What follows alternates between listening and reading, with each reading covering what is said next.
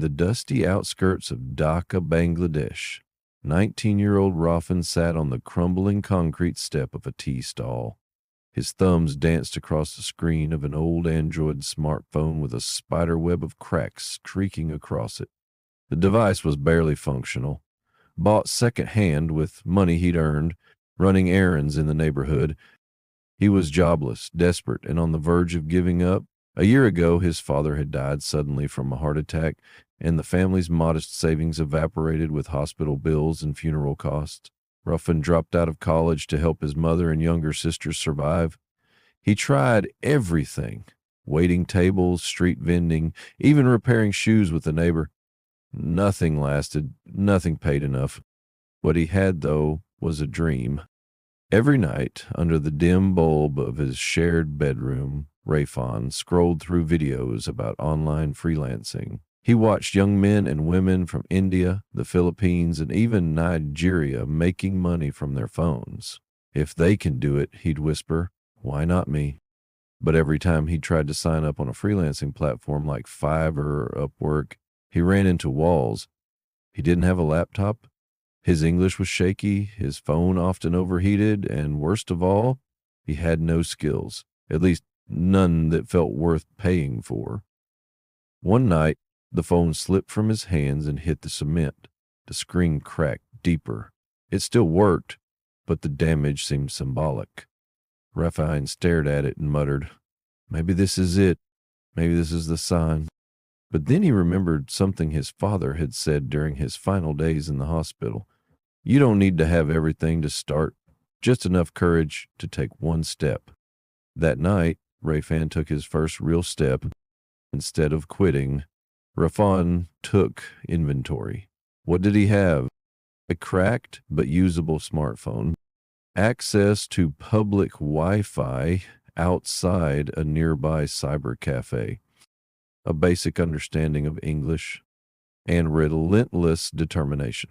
He downloaded Google Docs, Grammarly, and a voice typing app. He couldn't type fast on the tiny screen, but voice-to-text helped him build content. He began reading blog posts about micro-freelancing.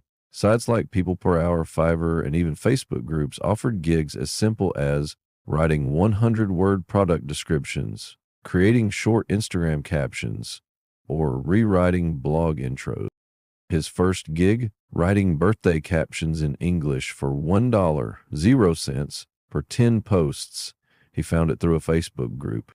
He stayed up till 3 a.m. crafting witty, heartfelt lines like, may your smile shine brighter than the candles on your cake. The client paid through Payoneer.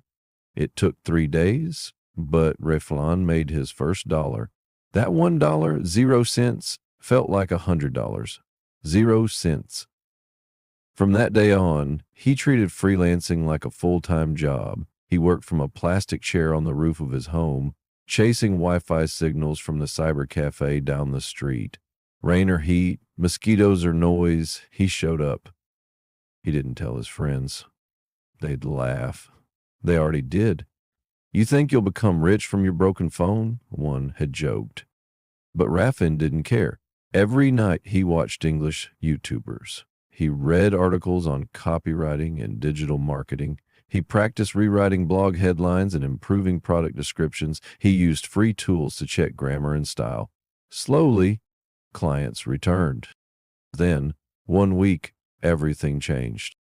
A client from the UK hired Rafin to write product descriptions for their Shopify store. It was 25 items. The pay, $40, 0 cents. It felt unreal. Rafin spent 3 straight nights on that project, whispering ideas into the phone's voice app while editing on Google Docs. He turned in the work, and the client left a 5-star review.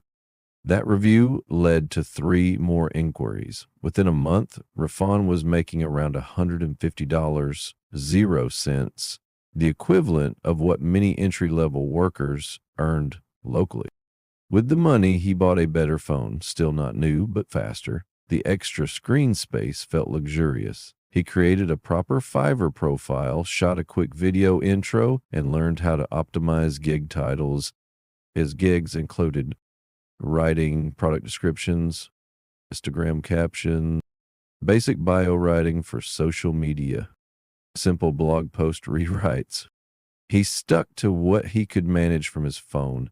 He didn't overpromise, he just delivered.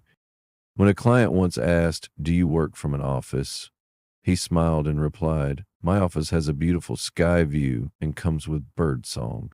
He still hadn't told his mother much. She only knew he was doing something online. Then one day, he handed her 10,000 BDT, around $90.00 in cash to help with groceries. She stared at him in disbelief. "Where did this come from?" she asked. He smiled and said, "From my cracked phone, Ma." Rafan's story began spreading, quietly at first. A neighbor overheard his client call and asked if he could help his cousin get started.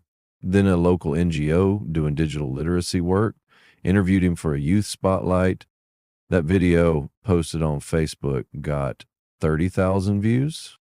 Suddenly, Rafan was that kid who works from his phone. The same friends who mocked him began asking for advice. He didn't gatekeep. He held small meetups at the local library, showing others how to create free Gmail accounts, install Grammarly, or find micro gigs on Facebook. He started a small WhatsApp group called Freelance with What You Have. Within weeks, it had 80 members, but Rafan knew he had more to achieve. He used part of his growing income to enroll in a $29.00 online copywriting course. He completed it in 3 weeks. His English improved. His writing tone became sharper. Clients began requesting him by name.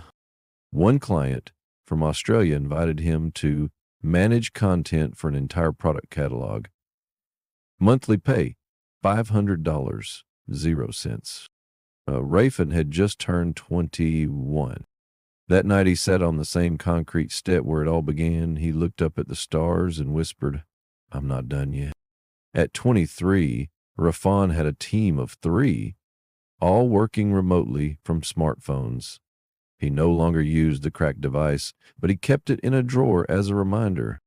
He earned over $20,000.00 in 1 year, enough to renovate part of his home, pay for his sister's college fees, and start a small scholarship fund for young freelancers with no laptops.